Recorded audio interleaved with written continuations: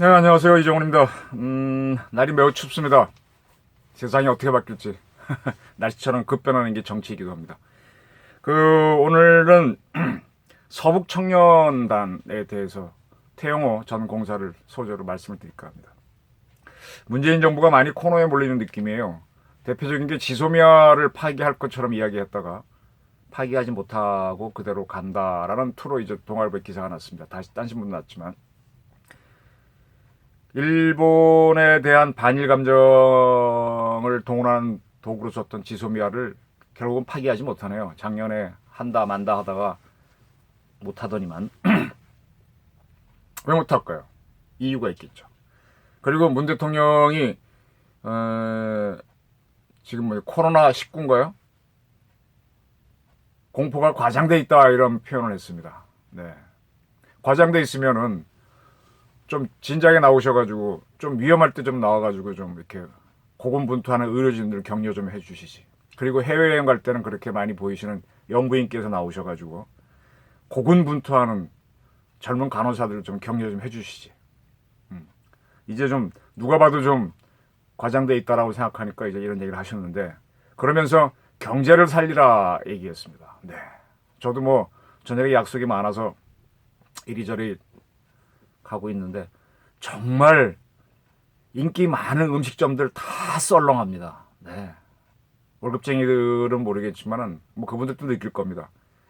오죽하고 SK에서 점심 식당 운영 안 할 테니 나가서 먹으라고 할 정도겠습니까? 네. 이렇게 경기 안 좋습니다. 이 대통령이 재벌들 모아놓고 경기 좀 살려라 그러는데, 얼마 전까지는 그러한 재벌들 잡기 위해서 얼마나 뛰어다녔습니까?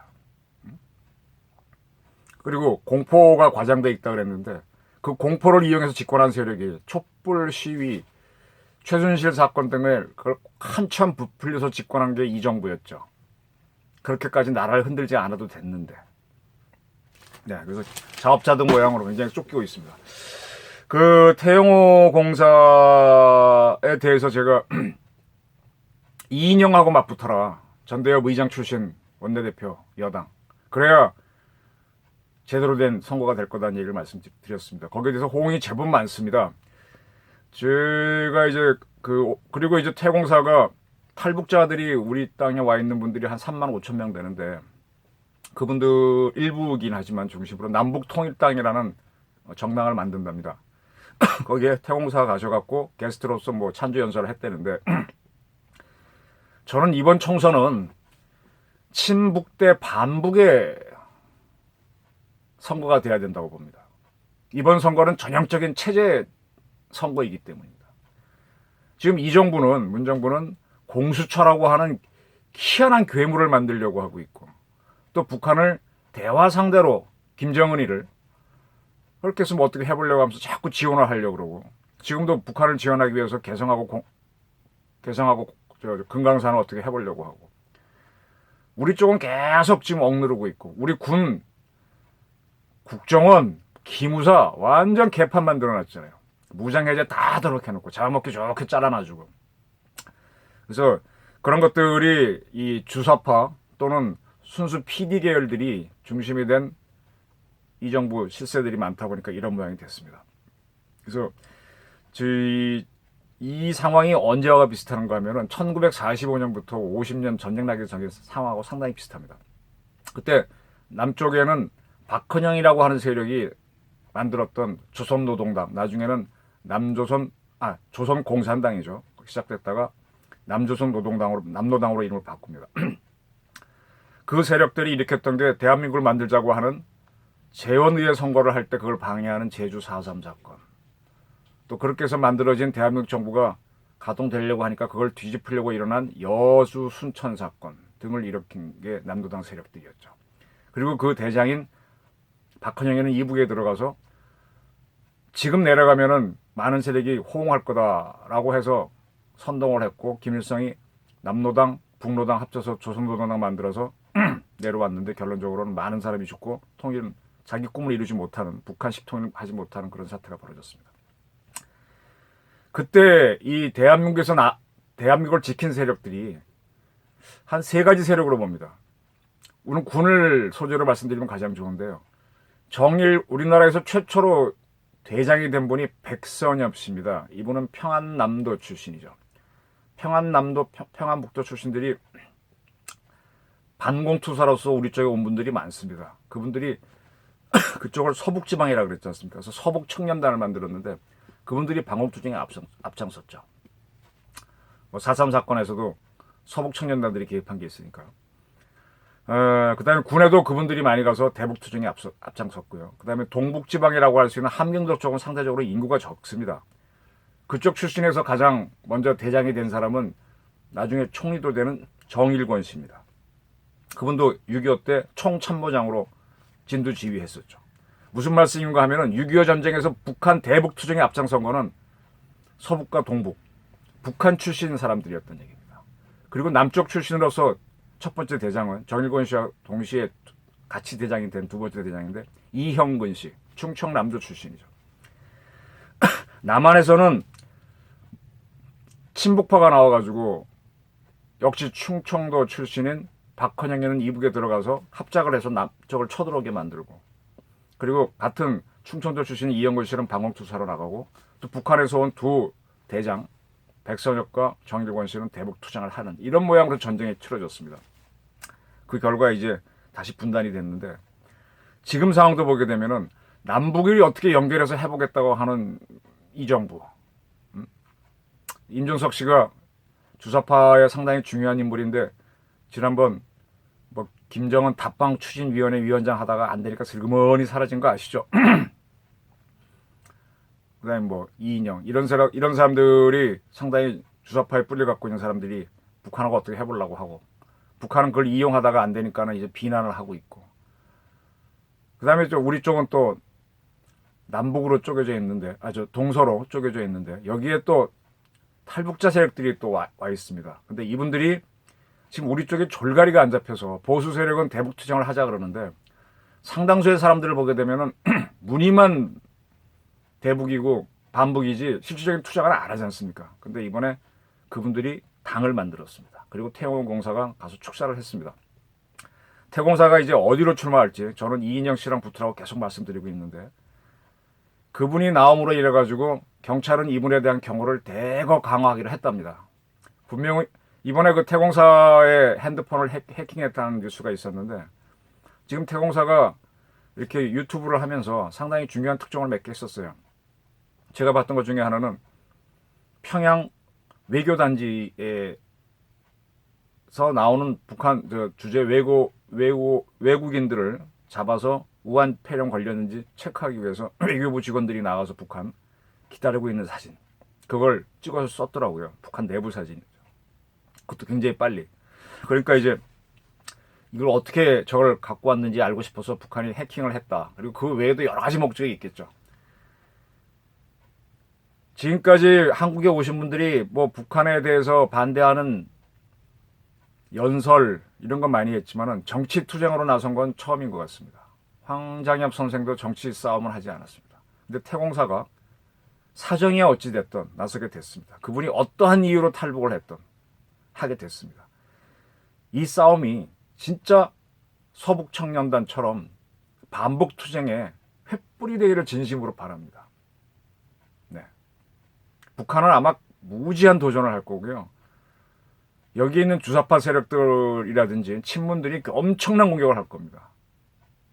그거를 백선엽 씨 또는 서청처럼, 뭐 서청에 대해서는 굉장히 안 좋은 이미지가 있습니다. 그건 나중에 이승만 대통령 독재 협조했다는 것 때문인데, 그건 그거고 반북투쟁은 반북투쟁이죠. 그래서 그걸 좀 했으면 한다, 바란다라는 게 제 부탁이고 희망사항입니다. 그래야 이번 선거가 뭐가 문제인지를 국민이 알게 됩니다.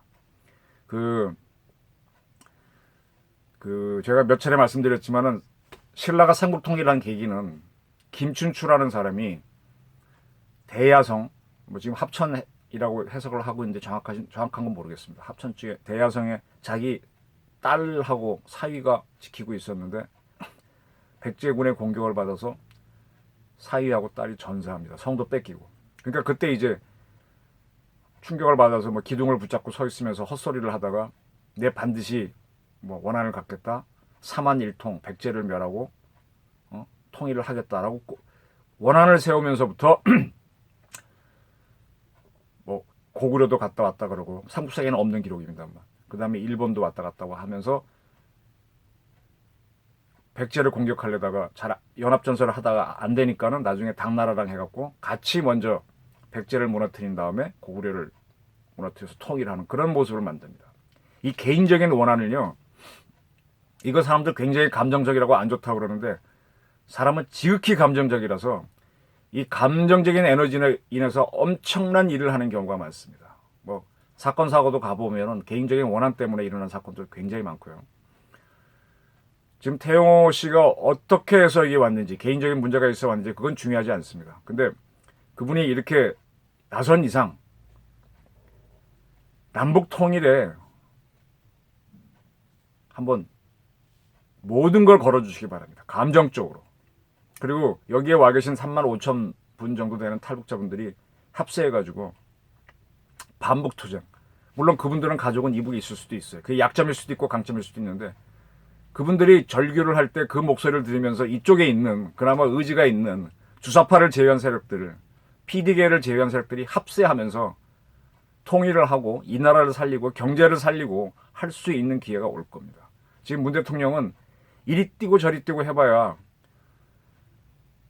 뭐 코로나19 이제 와서 좀 뭐 공포가 심하다. 뭐 경제 살리려고 재벌들하고 뭐 밥 먹고 다 늦은 경제가 다 선거가 다가오니까 그나마 하는 거겠죠. 네. 말도 안 되는 공수처를 하겠다 그러고. 네. 지금 감정으로 똘똘 뭉쳐 있는데 지금 친문 문바들이 움직이는 것도 역시 감정이고. 그래서 저는 하여간 지금 그 김춘추의 예를 따라서 뭐 태용호 선생이 얼마나 할지 모르겠습니다. 이 지극히 감정적인 에너지를 내서 적개심이 굉장히 중요합니다. 전쟁에서도. 그 화랑관창이 계백한테 몇 번을 대들도록 품일 장군이 풀어놓고 결국 관창이 잡혀서 죽으니까 그 적개심을 이용해서 계백을 치는 것처럼 그렇게 해서 하나의 큰 일을 이루는 겁니다. 저는 하여간 태용호 공사가 테러의 위험을 무릅쓰고 나선 것에 대해서 경의를 표하고 이왕 붙으려면 가장 센 주사파 출신하고 붙어서 지든 이기든 할 말 다 하고요. 탈북자들도 정당 만들면은 다 얘기하십시오. 주사파들에 대해서. 저도 좋습니다. 그렇게 해야만 용기를 갖고 투쟁을 할 수 있는 싸움이 나오고 그들을 이기기 위해서 경제가 돌아갈 수 있을 겁니다. 네. 상북 통일도 그렇게 했거든요. 남북 통일랑 만든다고 했으니까 통일을 한번 해보려면은 한번 그렇게 뛰어봅시다. 뛰어보고 이거 뭐 북한 핵 가진 북한하고 이렇게 대화해서 밥 몇 번 먹고 될 거면요. 그건 연애하는 거지. 연애는 가능하지만은 통일은 어렵습니다. 저쪽도 통일할 의지가 있는데. 이제 완전히 잘못된 그림. 오라남으로 뭐 가자 북으로 이거 옛날에 했던 게 누굽니까? 남북 연석회에 갔다 온 사람이 누구예요? 김구 선생.